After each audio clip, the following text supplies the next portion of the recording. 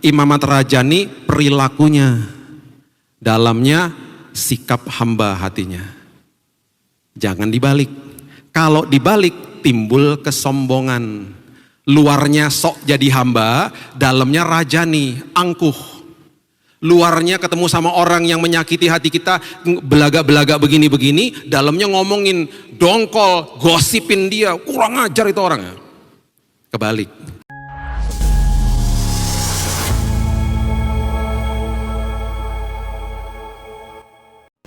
Sungguh indah apa yang Kau lakukan bagi kami Tuhan. Mungkin saat ini kami sedang melihat masalah penyakit di depan kami. Tapi pada ini juga kami deklarasikan dan kami tahu pada saat ini Engkau sedang bekerja. Dan nanti pada saatnya ketika sudah genap waktunya kami dengan bangga bisa katakan, sekarang aku tahu bahwa Tuhan bekerja dalam segala sesuatu mendatangkan kebaikan bagi aku. Selagi kami melewati masalah ini ya Tuhan, ajari kami supaya senantiasa yang keluar dari ucapan bibir kami hanya ucapan syukur. Karena kami tahu semua yang ada di dalam kontrol Tuhan pasti indah pada waktunya. Ini kami Tuhan anak-anak-Mu, karena kami tahu bahwa di dalam Tuhan selalu ada kepastian. Kami berjalan di atas firman kebenaran. Kami sambut firman kebenaran dalam satu nama yang indah. Yesus Kristus Tuhan dan Juru Selamat kami. Kami berdoa dan mengucap syukur. Kita sama-sama katakan, amin, amin, amin. Haleluya. Silakan duduk. Shalom. Oke, buka sama-sama saya di 2 Petrus pasal yang ketiga. 2 Petrus pasal yang ketiga ayat yang ke-17 dan 18. Haleluya. Hari ini saya bersuka cita karena ada teman baik saya datang jauh-jauh dari Sri Lanka. Dia ada di sini. Dan teman saya ini waktu saya kuliah dulu di Oral Roberts University, dia yang memberikan saya pekerjaan sehingga saya bisa bekerja di cuci piring di sekolahan, sehingga saya akhirnya bisa pelan-pelan bayar uang sekolah. Dan dia datang jauh-jauh dari Sri Lanka, dia ada di tengah-tengah saudara, ditemani sama sahabat saya dari Jakarta. Oke, welcome to Nginden. Mana lah? Oh itu dia, hai. Oke, 2 Petrus 3 ayat 17. Tetapi kamu saudara-saudaraku yang kekasih, kamu telah mengetahui hal ini sebelumnya. Karena itu waspadalah supaya kamu jangan terseret ke dalam kesesatan orang-orang yang tak mengenal hukum dan jangan kehilangan peganganmu yang teguh. Alkitab mengatakan kalau tidak mau tersesat, kalau tidak mau kehilangan pegangan yang teguh, ini kuncinya. Ayat berikutnya mengatakan bertumbuhlah dalam kasih karunia dan dalam pengenalan akan Tuhan. Di dalam kasih karunia dan pengenalan akan Tuhan. Karena banyak dari manusia, khususnya orang Kristen, yang gak kenal sama Tuhannya. Cuma sekedar tahu dan banyak yang gak mengalami, banyak yang tidak mengerti pertumbuhan di dalam kasih karunia. Kemudian dikatakan pengenalan akan Tuhan dan Juru Selamat kita Yesus Kristus, baginya kemuliaan sekarang dan sampai selama-lamanya. Kalau tidak mau tersesat, kalau tidak mau kehilangan pegangan, harus bertumbuh. Yang kehilangan pegangan atau yang tersesat, itu biasanya anak kecil. Anak kecil. Tersesat, kehilangan pegangan. Anak saya, Raina ini, sekarang dia udah 22 tahun, tapi waktu dia masih kecil, dia adalah anak yang senantiasa harus dipegang tangannya kalau jalan-jalan di mall. Karena dengan cepatnya dia dengan gesitnya bisa hilang. Jadi berkali-kali kalau dia bilang lepasin tangan aku, kita gak percaya. Karena kalau dilepasin tangannya langsung hilang. Saya berkali-kali mendapat panggilan dari meja informasi mall. Dipanggil Bapak Billy, ditunggu anaknya di meja informasi. Itu berkali-kali. Satu kali ini anak gak manggil saya, telepon. Dia bilang, Dedi, aku sudah di rumah. Gimana caranya? Naik taksi pulang sendiri. Aduh. Itu dia memang berani anaknya. Tapi ya gitu, anak kecil tersesat, kehilangan pegangan karena belum bertumbuh. Nah, bertumbuhnya juga Alkitab katakan harus bertumbuh di dalam kasih karunia akan pengenalan akan Tuhan kita. Jadi bertumbuhnya jangan salah, bertumbuhnya di dalam kasih karunia, mengerti grace, mengerti kasih karunia yang Tuhan berikan bagi kita. Dulu kita sudah pernah belajar bahwa ada yang namanya Atonement Day. hari pendamaian, ya, di mana seorang imam besar masuk ke dalam ruang Maha Kudus, membawa percikan darah hewan untuk menguduskan dan untuk menebus dosa umat atau bangsa Israel setahun sekali. Bukan sekali untuk selamanya, tapi setahun sekali. Nanti tahun depan dilakukan lagi hal yang serupa. Itu pun sendiri imam besar Harun harus melakukan pengudusan dirinya. Jadi ada korban-korban bakaran yang harus dia lakukan. Mungkin kira-kira 18 sampai 20 macam untuk supaya dia bisa membersihkan dirinya untuk masuk ke dalam ruang Maha Kudus itu. Karena ketika dia memercikan darah dan ketika hadirat Tuhan turun di antara kerub atau sayap daripada kerub yang ada di atas tabut perjanjian, namanya tutup pendamaian. Namanya perdamaian semua, karena ketika imam besar masuk ke sana tujuannya adalah untuk mendamaikan Tuhan dengan manusia. Mediatornya ya imam besar itu. Nah, jangan sampai konsep-konsep ini masih dilakukan sampai hari ini. Ketika imam besar turun, dia membersihkan darah, hadirat Tuhan turun, Tuhan melihat imam besar itu dari lensa hukum. Jadi kalau dia tidak kudus, mati dia. Makanya kalau terjadi sesuatu di dalam, jenazahnya ditarik keluar sama temannya lewat tali, ada talinya di kakinya. Ada loncengnya juga di klining, kalau dia nggak respon ditarik keluar. Temannya nggak berani masuk ke dalam ambil dia. Nah, ketika masuk ke dalam perjanjian baru, ada seorang pribadi imam besar menghampiri tahta bapaknya. Dia tidak membawa darah hewan, dia membawa darahnya sendiri. Namanya Yesus. Dan dia lakukan itu bukan sekali setahun, tetapi sekali untuk selamanya. Itu sebabnya ketika dia katakan sudah selesai di kayu salib, tabir bait Allah terbelah dua. Gambaran bahwa kita semuanya bisa menghampiri tahta Tuhan kapan saja, di mana saja, dalam kondisi apa saja. Yang terjadi di perjanjian lama jangan diikut sertakan pada hidup hari ini. Akhirnya kita tidak bertumbuh di dalam kasih karunia Tuhan. Waktu kita terima Yesus sebagai juru selamat, mengaku dosa saat itu cukup. Waktu sudah jadi orang Kristen pengikut Kristus, ketika kita jatuh dalam dosa, harusnya doanya mengatakan gini, Tuhan, terima kasih bahwa dosaku sudah diampuni. Tapi seringkali kita minta ampun terus. Nggak apa-apa juga sih, juga Tuhan tahulah hati kita seperti apa. Tetapi karena kita orientasinya kepada dosa kita, lambat laun kita tidak terlepas dari dosa itu. Harusnya kalau kita mengerti dan bertumbuh di dalam kasih karunia, kita mengerti bahwa sekali dan untuk selamanya Dia mengampuni kita. Ketika jatuh lagi, ketika sudah terima Yesus, sepatutnya doanya, Tuhan terima kasih bahwa dosaku sudah diampuni. Lambat laun yang kita fokus adalah karya Kristus di kayu salib. Lambat laun kita nggak mau buat dosa. Itu sebabnya juga jangan berdoa mengatakan bahwa Tuhan layakkan aku sebelum kita masuk ke dalam sebuah doa misalnya. Karena kita sudah dilayakkan. Jadi doanya Tuhan terima kasih bahwa saya sudah dilayakkan. Saya hidup taat karena saya sudah dilayakkan, bukan untuk dilayakkan. Itu pengertian-pengertian yang akhirnya ketika salah masuk ke dalam doa-doa kita. Dan akhirnya orientasi pemikiran kita dan hati kita akhirnya salah. Kita tidak mengenal Kristus dengan benar akhirnya. Merasa tertuduh terus. Yang dulu mediatornya adalah imam besar, hari ini jangan kultuskan hamba Tuhan. Jangan kultuskan hamba Tuhan. Mediator agung kita bukan hamba Tuhan, bukan orang yang bukan termasuk saya yang berdiri di depan, bukan. Kristus Yesus menjadi mediator agung. Didamaikan dengan Bapa di surga. Jangan kultuskan hamba Tuhan. Itu sebabnya saya selalu melatih dan mengajak jemaat untuk belajar berdoa. Minta doakan hamba Tuhan gak masalah. Tapi belajar karena kuasa di dalam kita sama. Belajar untuk sama-sama berdoa. Minta didoakan gak masalah. Tapi kembali kepada diri sendiri, saya harus mempraktekkan ini dalam hidup saya gitu loh. Jadi akhirnya bertumbuh di dalam kasih karunia. Amsal 20 ayat yang kelima, ini luar biasa ayat ini. Ayat ini mengatakan begini. Rancangan di dalam hati manusia itu seperti air yang dalam. Rancangan itu bahasa aslinya adalah etsah. Etsah itu adalah firman yang pernah ditaburkan masuk ke dalam kehidupan manusia. Ya.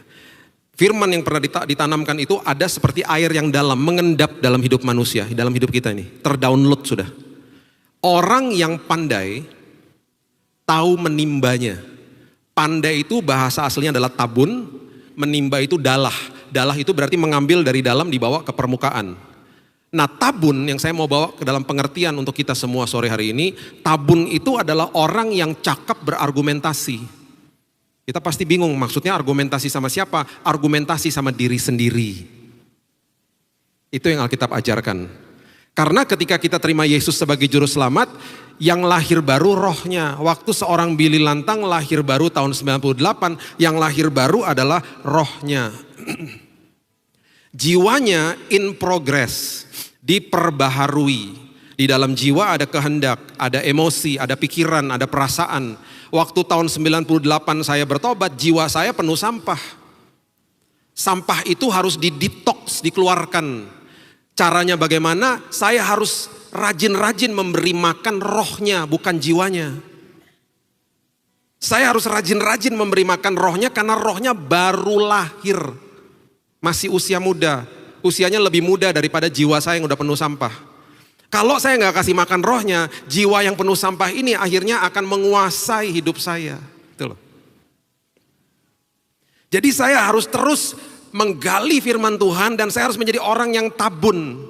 Orang yang cakap berargumentasi. Ketika ada masalah, ketika ada sebuah keputusan yang harus diambil, saya harus minta hikmat Tuhan. Karena di dalam naluri manusia saya beroperasi berdasarkan apa yang saya rasa, saya pikirkan, dan apa yang saya kehendaki.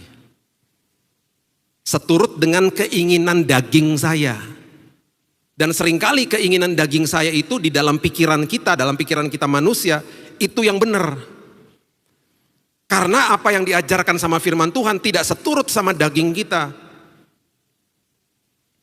Jadi saya harus mengambil keputusan setiap hari, saya harus jadi orang yang tabun, cakap, berargumentasi sama diri sendiri. Enggak, ini enggak benar. Firman Tuhan katakan begini, firman Tuhan ditaruh di dalam rohku.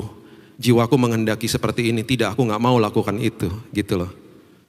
Makanya Yeremia 17 ayat 9 mengatakan begini, Yeremia 17 ayat 9, betapa liciknya hati, lebih licik daripada segala sesuatu, hatinya sudah membatu. Noh, bayangin, udah licik, membatu, terus kemudian dikatakan begini, siapakah yang dapat mengetahuinya? Ngeri. Kita sendiri aja kadang-kadang gak tahu hati kita sudah membatu, sudah makin licik. Makanya orang-orang yang melakukan kriminal di kantor polisi ketika diinterview bilang gini, saya kilaf, saya gak tahu saya buat apa. Nah,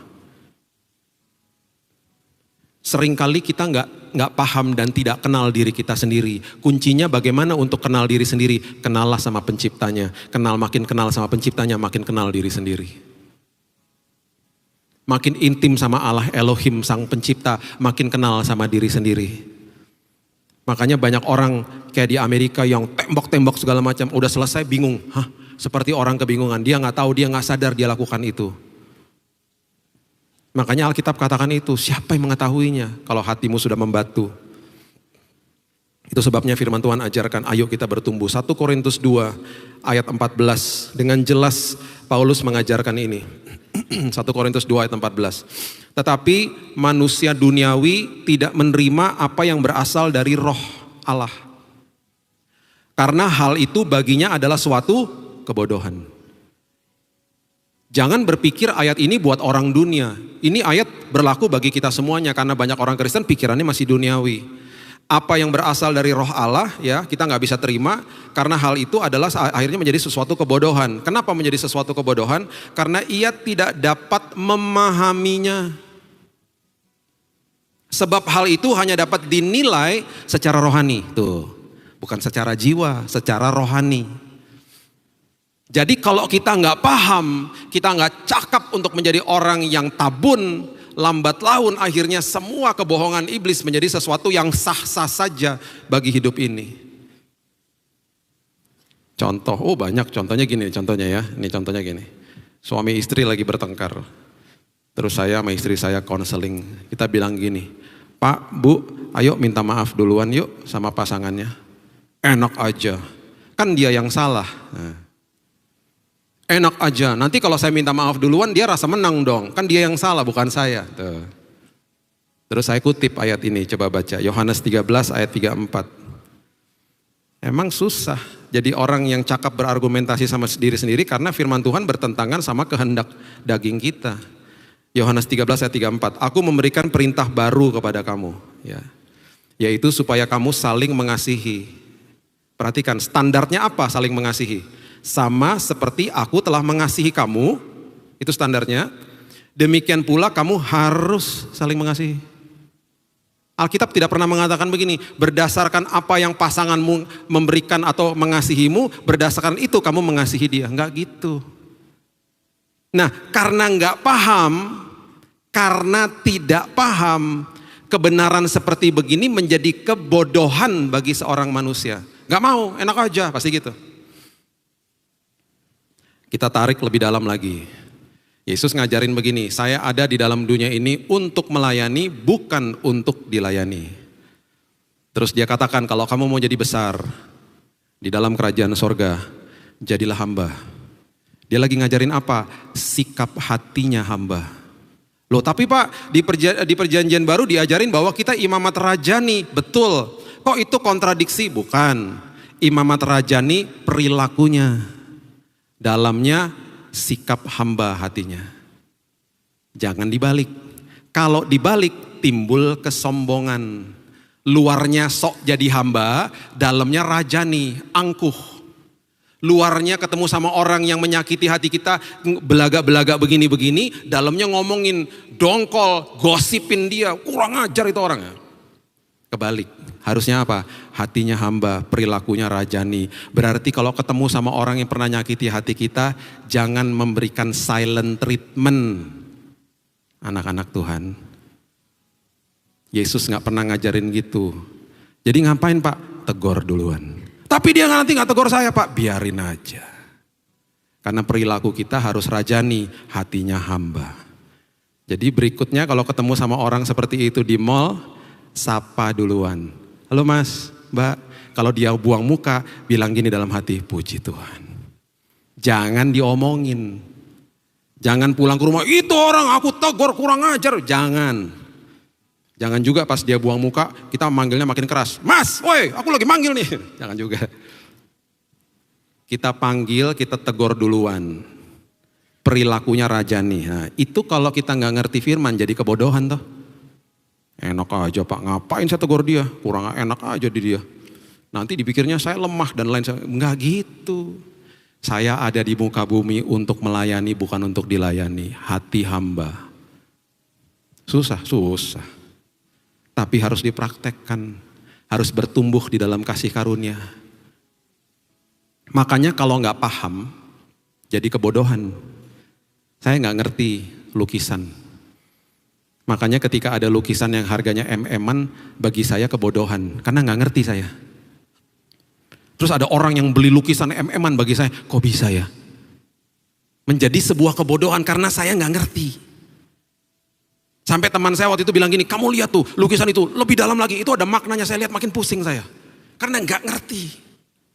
Sama seperti kalau saya ngasih tahu hobi saya kepada Bapak Ibu sekalian, pasti juga dianggap kebodohan. Saya kolektor pesawat terbang, 350 pesawat saya punya. Jangan kaget, mainan. Ya ampun tuh hamba Tuhan kaya banget ya.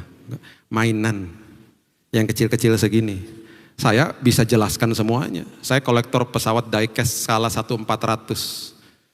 Yang saya koleksi, saya salah satu kolektor pesawat diecast terlengkap untuk maskapai Indonesia. Dari zaman dulu sampai sekarang. Banyaknya minta ampun. Dicari orang, oh iya. Waktu beli 1 bulan kemudian 2 kali lipat harganya. Jadi boxnya gak boleh hilang, harus dibersihin terus detail buatnya. Itu kalau sampai pabriknya mengeluarkan pesawatnya ya, jumlah jendelanya salah satu kurang satu atau kelebihan satu, recall, buat lagi. Detail semuanya. Jadi kalau kita bawa ke airport dengan nomor registrasi PK sekian-sekian, kan oleh Indonesia itu depannya ada PK-nya. Itu nomor registrasi Indonesia, pesawat itu dimulai dengan PK, strip, belakangnya ada huruf-hurufnya. Kalau itu kita bawa ke airport, kita lihat aslinya, sama persis. Pernah di recall gara-gara catnya nggak sesuai. Padahal kalau dilihat dari kasat mata bagus-bagus aja. Sedetail itu. Nih kayak gini, saya bisa cerita nih. Karena saya paham. Bagi orang yang nggak paham, apa sih? Gitu. Karena saya suka dunia aviasi. Saya punya banyak teman pilot. Suka saya, ngobrol pesawat sukanya luar biasa. Bagi orang yang nggak memahami, akhirnya menjadi kebodohan. Ibrani 4 ayat yang kedua, coba lihat. Ibrani 4 ayat yang kedua. Karena kepada kita diberitakan juga kabar kesukaan sama seperti kepada mereka. Tetapi firman pemberitaan itu tidak berguna bagi mereka. Tuh. Firman itu nggak berguna. Kenapa? Karena tidak bertumbuh bersama-sama oleh iman dengan mereka yang mendengarnya. Jangan sampai firman-firman yang diberikan jadi tidak berguna karena kita nggak pernah mau bertumbuh di dalam Tuhan. Jadi pertumbuhan itu selalu harus dimulai dengan yang namanya saya harus sadar, saya harus melawan daging saya menjadi orang yang tabun, cakap untuk menilai ini loh kebenaran dan saya harus lakukan kebenaran walaupun gak enak rasanya. Lukas 2 ayat 52, ini harusnya ayat-ayat ini menampar kita karena Lukas 2 ayat 52 mengatakan Yesus makin bertambah besar secara fisik dan kemudian bertambah hikmatnya dan besarnya dan makin dikasihi oleh Allah dan manusia. Jadi Lukas sedang menggambarkan dia pun di dalam casing manusianya, di dalam kedaulatan manusianya, dia mengambil rupa manusia dan dia juga bertumbuh sama seperti kita. Bertumbuh hikmat juga, belajar juga Yesus waktu itu. Bayangin coba. Yang ini yang Daud katakan kepada dirinya. Ini angle yang dari, kalau ini tadi Paulus ajarkan, sekarang Daud mengatakan ini, Mazmur 131 ayat 2. Ini angle dari sisi dari Daud. Dia katakan gini, sesungguhnya aku telah menenangkan dan mendiamkan jiwaku. I shut down my soul. Karena jiwa kita yang saya katakan tadi penuh sampah kan udah. Harus didetox. Aku menenangkan dan mendiamkan jiwaku. Aku menjadi orang yang tabun. Orang yang cakap berargumentasi dengan diri sendiri. Seperti anak yang disapih berbaring dekat ibunya. Ya, seperti anak yang disapih jiwaku dalam diriku. Disapih artinya melepaskan ketergantungan sama susu. Anak kecil kalau dilepaskan ketergantungan sama susu kan nangis. Karena orientasi hidupnya anak kecil itu apa yang dia inginkan, bukan apa yang dia butuhkan. Apapun yang dia inginkan, yang ada di dalam otaknya dia akan lakukan. Itu anak kecil. Makanya orang tuanya selalu menegur, kemudian mengingatkan anaknya untuk apa? Dek, nak, udah gosok gigi belum? Karena bagi dia, itu bukan merupakan sesuatu yang penting harus dilakukan. Orang tua yang sudah mengerti itu kebutuhan supaya kamu sehat. Ayo kamu gosok gigi dong. Dan respon anak kecil biasanya apa? Udah gosok gigi? Enggak, lupa. Ayo kamu makan dong, makan on time, makan tepat waktu. Enggak mau gitu, berontak. Semua yang orientasinya keinginan ketika ada kebenaran masuk dalam hidupnya gitu. Lupa, berontak sama apa? Yang ketiga capek. Dek belajar dong. Capek ya belajar mulu. Padahal itu kebutuhan yang harus dilakukan. Makanya ketika bertumbuh di dalam kasih karunia, lambat laun jadi gaya hidup, kehidupan kebenaran itu. Makanya Daud katakan apa? Aku menyapih diriku. Melepaskan dari ketergantungan sama susu. Itu harus menjadi sesuatu yang actively, daily, rutin, setiap hari kita lakukan. Karena kita diperhadapkan sama keputusan demi keputusan setiap hari. Jadi tanya sama Roh Kudus, Tuhan, yang mana yang benar Tuhan? Dan seringkali melawan kedagingan kita dan gak enak rasanya. Seperti anak kecil kita kadang-kadang memang harus teriak dan nangis. Gak enak Tuhan. 1 Korintus 3 ayat 1 dan 2 mengatakan gini. 1 Korintus 3 ayat 1 dan 2. Aku, saudara-saudara, pada waktu itu tidak dapat berbicara dengan kamu seperti dengan manusia rohani. Tuh lihat. Aku gak bisa berbicara sama kamu seperti manusia rohani. Tetapi hanya dengan manusia duniawi. Yang belum dewasa dalam Kristus. Gak bisa, aku gak nyambung ngomong sama kamu. Susulah yang kuberikan kepadamu. Bukanlah makanan keras. Sebab kamu belum dapat menerimanya. Dan sekarang pun kamu belum dapat menerimanya. Jadi Paulus bicara sama jemaat di Korintus, aku gak nyambung ngomong sama kamu. Karena kamu masih minum susu. Jadi gimana dong? Saya gak mau Tuhan menghadapi saya dan bilangnya begitu. Bill, aku belum bisa bicara sama kamu seperti seorang dewasa. Dan aku sudah mempunyai rancangan yang besar bagi hidupmu, Bill. Yang aku sudah siapkan, tapi kamu belum dewasa. Nanti dulu ya, ayo bertumbuh dulu. Banyak perkara besar aku mau titipkan dalam hidupmu. Ayo bertumbuh dulu, aku liatin nih. Saya gak mau kalau Tuhan saya ngomong gitu terus sama saya tiap hari. Kamu minum susu dulu. Ibrani 5 ayat 13 coba lihat. Ibrani 5 ayat 13. Sebab barang siapa masih memerlukan susu, ia tidak memahami ajaran tentang kebenaran. Tuh. Kalau dia masih memerlukan susu, ia tidak memahami ajaran tentang kebenaran sebab ia adalah anak kecil. Jadi ini yang terus diajarkan sama Alkitab, ayo bertumbuh di dalam kasih karunia karena banyak perkara besar. Karena semua korelasinya adalah kita adalah pengelola kerajaan sorga. Dan rugi nantinya kalau kita belum dewasa-dewasa. Saya akan akhiri dengan 2 kebenaran ini. Di Kejadian pasal yang ketiga, ya, ayat yang ke-10. Ketika manusia pertama kali jatuh dalam dosa. Manusia sadar bahwa dia telanjang. Manusia menghadap Tuhan itu penuh dengan ketakutan. Jadi Kejadian 3 ayat 10 itu mengatakan gini. Ia menjawab, ketika aku mendengar bahwa engkau ada dalam taman ini, aku menjadi takut. Menjadi takut kenapa? Karena aku telanjang, sebab itu aku bersembunyi. Jadi ya, kita kan udah belajar tadi ya. Ayo kita menyangkal diri, ya, jadi orang yang tabun, melepaskan ketergantungan sama susu. Sekarang ketika kita sudah mengerti tentang kasih karunia Tuhan, kita harus belajar gini, jangan sekedar membaca Alkitab. Kita harus sudah membiasakan diri kita untuk Alkitab membaca saya. Saya ulangi ya, jangan sekedar hanya baca Alkitab, bilang sama Tuhan gini, Tuhan baca aku. Jadikan aku pribadi yang bukan mempunyai hati atau pikiran yang udah membatu. Karena kita subjektif sama diri sendiri. Dan seringkali gak mau denger apa yang orang katakan. Tuhan tolong supaya aku dibaca sama firman-Mu dan aku mengerti. Ketika ada rasa dituduh, dihakimi, diingatkan sama masa lalu, itu bukan dari Tuhan. Itu harus disingkirkan dulu. Karena ketika firman membaca kita makin sadar, diinsafkan. Roh Kudus itu convicts bukan condemns. Menginsafkan manusia dengan kasih karunia Tuhan. Itu sebabnya manusia ketika menghampiri tahta Tuhan gak perlu seperti imam besar yang tadi saya katakan. Dulu kan harus bersih-bersih dulu. Sekarang manusia gak usah bersih-bersih sebelum datang ke hadirat Tuhan. Gak ada orang bersih-bersih sebelum mandi. Mandi ya mandi. Bisa menghampiri tahta Tuhan kapan saja. Come into my presence boldly. Jadi ketika kita ada kesalahan, datang kepada Tuhan bilang, Tuhan terima kasih ya. Bahwa sebenarnya dosaku sudah diampuni. Tuhan aku masih terjerat dalam keterikatan seperti ini. Tuhan aku gak bisa, aku gak mampu dengan kuasa dan kekuatanku sendiri.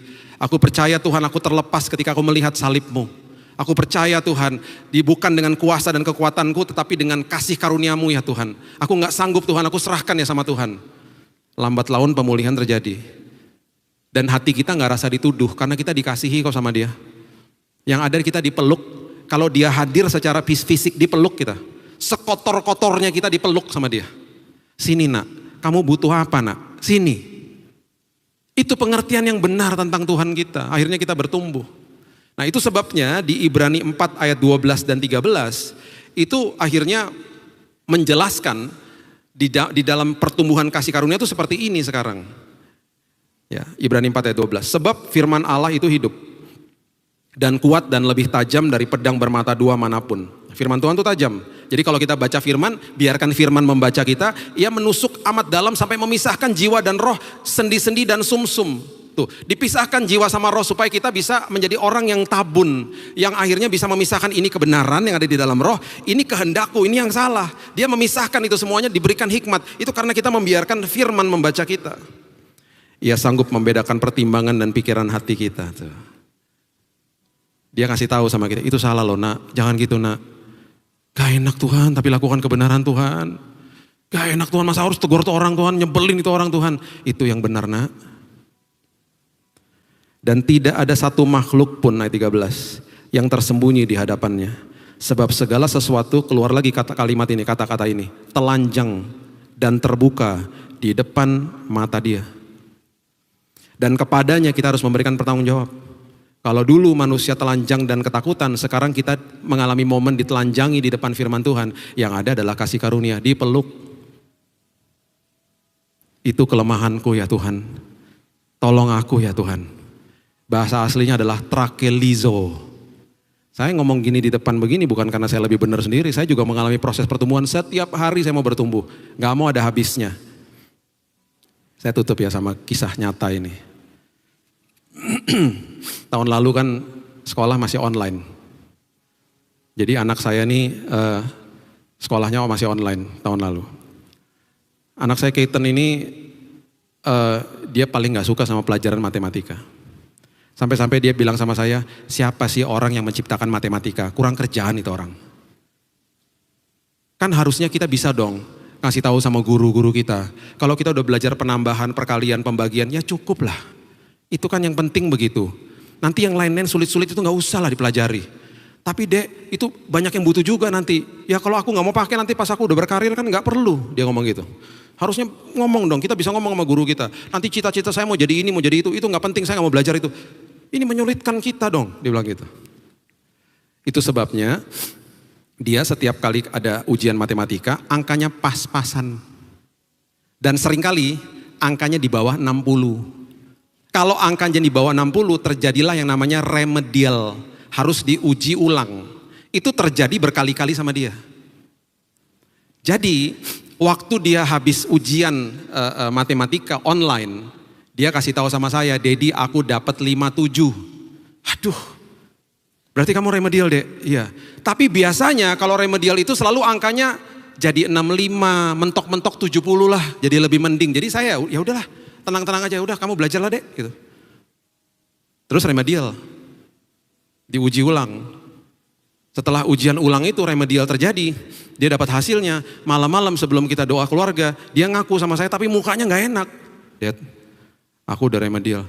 Gimana? 65, 70. 43 dek. Aduh, kok 43 dek? Kok makin jeblok dek?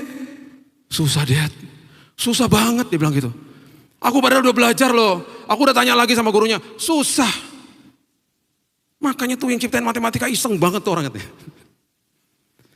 Terus dia ngobrol-ngobrol, saya bilang ya udahlah gimana dong kalau abis itu ya. Terus dia ngobrol-ngobrol sama saya. Di tengah-tengah obrolannya dia, tiba-tiba dia katakan begini. Tapi sekarang zaman-zaman online begini enak juga ya. Kenapa dek? Ya tadi waktu lagi remedial, gurunya meeting. Jadi zoomnya dimatiin. Jadi aku bisa keluar kamar, ambil air minum, ambil snack. Aku balik lagi ujian lagi. Kalau di kelas kan gak bisa, dia bilang gitu. Waktu dia ngomong begitu, Bapak Ibu tahu gak saya ngomong apa? Saya langsung, pikiran saya berbeda, bukan ngambil minum, ngambil snack, saya langsung gini. Jadi guru kamu meeting, zoomnya dimatiin. Kamu kenapa gak buka buku dek? Buka dong bukunya, kan gurunya gak lihat. Kenapa saya ngomong gitu? Karena dulu saya jagoan nyontek. Jadi langsung naluri saya, naluri bapak yang mau bantu anak, dan naluri nyontek keluar semua. Kenapa kamu gak buka buku dek? Terus dia bilang apa? Gak boleh dek, kan juga namanya ujian. Tahu gak saya bilang apa? Dek, kalau missnya dia meeting, dia matiin zoom, itu berarti dia lagi kasih kode sama kamu. Bahwa kamu harus buka buku.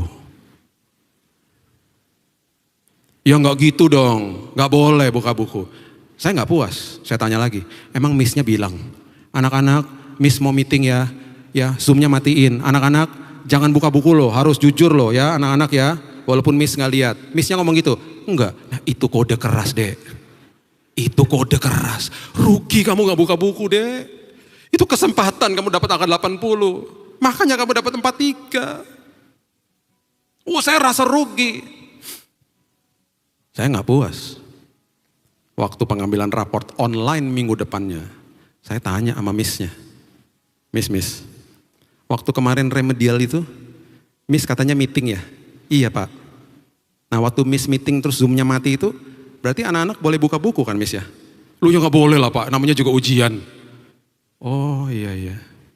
Emang kenapa pak? Oh gak apa-apa miss. Iya lah, ada anak-anak udah ngerti kok pak. Terus saya sempat ngomong gini, tapi kan gak dikasih tahu ya miss ya. Anak-anak gak boleh buka buku. Loh ya anak-anak udah tahu lah pak, namanya juga integritas. Emang kenapa pak? Saya malu sendiri. Kapan khotbah di sini lagi pak? Tambah malu. Malam hari itu, saya minta maaf sama anak saya. Dan tahu gak dia bilang apa? Dad, aku lebih baik dapat angka 43 daripada aku nyontek. Gak bener itu dad. Saya mengalami momen terakhir Lizo, saya dibukain, ditelanjangin sama Tuhan. Istri saya nyamperin saya bilang, rasain kamu. Ngajarin anak kok nyontek. Tapi saya gak rasa dituduh tuh sama Tuhan. Saya bilang terima kasih ya Dedi. Saya kalau panggil dia Dedi. Terima kasih ya Tuhan. Aku ngalami kasih-Mu justru yang luar biasa. Aku gak akan ulangi lagi. Semua kita akan ngalamin momen-momen seperti itu. Biarkan Alkitab kebenaran firman Tuhan membaca kita. Bertumbuh di dalam kasih karunia supaya kita tidak tersesat dan tidak kehilangan pegangan. Berikan tepuk tangan kita untuk Tuhan kita. Haleluya. Terima kasih ya Tuhan, mengucap syukur buat sore hari ini. Ini jemaat Tuhan dan kami datang kepadamu ya Tuhan. Dengan semua pergumulan hidup kami. Ajari kami, dampingi terus kami Tuhan. Roh Kudus terus berikan hikmat. Supaya kami jadi orang-orang yang tabun. Orang-orang yang cakap berargumentasi sama diri sendiri. Mengerti bahwa firman itu ketika membaca kami membelah roh dan jiwa kami. Di situ kami mengerti apa yang harus kami lakukan. Di situ kami mengerti kebenaran firman Tuhan. Walaupun tidak masuk akal kadang-kadang. Walaupun tidak sesuai sama keinginan kami. Tapi ketika kebenaran itu kami lakukan, kami merdeka ya Tuhan. Kami mau bertumbuh di dalam kasih karunia Tuhan. Supaya kami gak tersesat, supaya kami gak kehilangan pegangan. Kami mau membiarkan firman Tuhan membaca kami. Mengubahkan hidup kami hari lepas hari. Bertumbuh di dalam Tuhan. Supaya perkara-perkara besar yang Tuhan sudah siapkan untuk kami. Dimeteraikan dan dipercaya untuk kami kelola. Terima kasih ya Tuhan. Terima kasih Yesus. Persiapkan hati dan pikiran kami untuk sebentar masuk ke dalam perjamuan kudus. Percaya bahwa kesembuhan, pemulihan sudah disiapkan dan diberikan Tuhan untuk kami karena karya Kristus di kayu salib. Terima kasih Bapa. Hanya di dalam satu nama yang indah, Yesus Kristus Tuhan dan Juru Selamat kami berdoa dan mengucap syukur. Kita sama-sama katakan, amin. Tuhan berkati.